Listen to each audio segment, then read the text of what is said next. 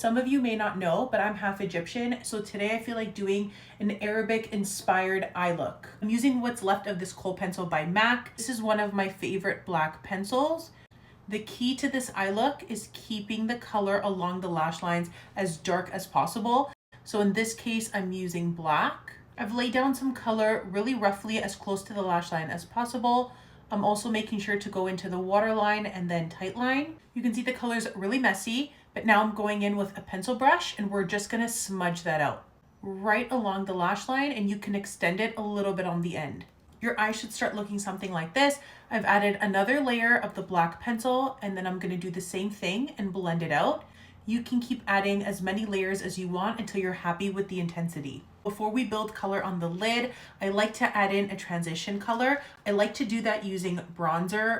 This to me looks the most natural. So I'm taking a little bit on a fluffy brush and I'm applying that right above my crease. This is just gonna help when we add that black eyeshadow so that there's a really smooth transition. I'm gonna go in with black eyeshadow and I'm packing that on a flat shader brush, and we're gonna press that all over the lid. If you want, you can add a little bit on the outer corner just like that, but I'm gonna go in with a little bit of liquid liner at the end. Now to blend it out, make sure you're only blending right at the edge of the color. If you go in right where you apply the black, you're just gonna fade it out.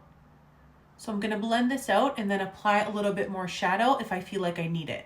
Now we're gonna map out that shape. So I wanna create a really pointed inner corner to really accentuate that liner. Usually in Arabic eye makeup, the liner is really thick and exaggerated.